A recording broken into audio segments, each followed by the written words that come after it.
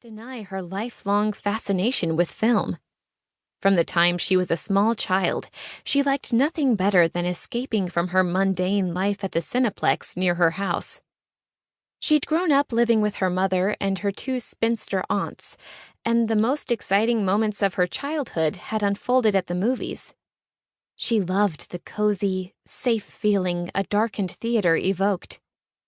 The taste of buttery popcorn, cold sodas, and chocolate-covered peanuts. The feel of the cushioned seats. The rise and fall of movie soundtracks whisking her away to magical worlds where anything was possible. There was nothing wrong with Netflix, but it couldn't compare to seeing a movie at the theater.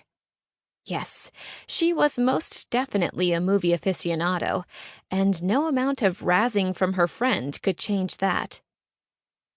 "I remember when Elizabeth and Kurt got engaged," Bonnie said.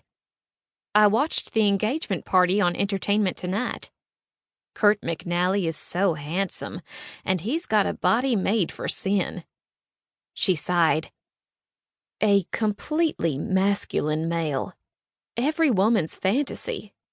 And I hear he's a nice guy to boot." "Ah, you've got the hots for him," Paige teased. "Yes," Bonnie confessed, chagrined. "I know it's silly, but every time I see a picture of him, I can't help imagining what it might feel like to have him wrap those big, strong arms around me." "He is one fine hunk of man," Paige agreed, eyeing Kurt's picture on her screen. "But aren't you a little old for puppy dog crushes?"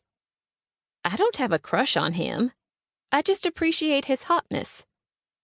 I can't imagine what problems he and Elizabeth could have had.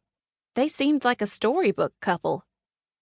"Just goes to show, happy endings aren't what they're cracked up to be." Paige picked up a nail file and buffed her fingernails. "Cynic."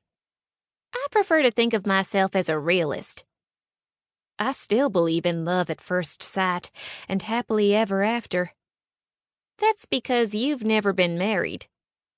"True, but I'd love to try it someday." Bonnie sighed again. "If only I could meet Mr. Right." "How do you expect to meet someone if you never go out? You're way too shy. Instead of running off to the movies, you should be hitting the dating apps. You're never going to have a romance of your own hiding out in a dark theater."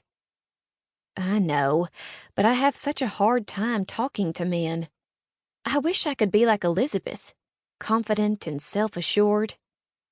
"Remember," Paige admonished, "she's an actress, and probably just as terrified of social situations as you are. She merely acts the part. Next time you meet a guy, try pretending you are Elizabeth Destiny." "I don't know," Bonnie hedged. "Do you really think it would work?" "You're a beautiful woman, Bradford. I wish I had half your looks. Why do you insist on hiding your figure in frumpy clothes, keeping your hair in a bun, and wearing glasses instead of getting LASIK eye surgery? You need to live a little. Hell, why don't you start dressing like Elizabeth Destiny? If you'd let your hair down once in a while, you'd have to beat the men off with a stick." Bonnie blushed. "I don't want to beat men off with a stick. I just want to fall in love, get married, and raise a family." "Then come to the fast lane with me and Kelly tonight," Paige said, referring to a nightclub she frequented. "Not tonight." Bonnie wrinkled her nose. She hated drinking and loud clubs, and suave, insincere men delivering flattery in hopes of luring inebriated females into their beds. "You'll never change," Paige predicted, closing the TMZ website.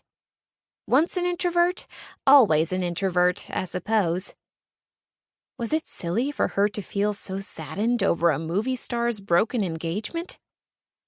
"It's such a shame about Elizabeth and Kurt. I wish there were something I could do to save their relationship." "That's your problem, Bonnie. You're too kind-hearted. Always worrying about saving the world."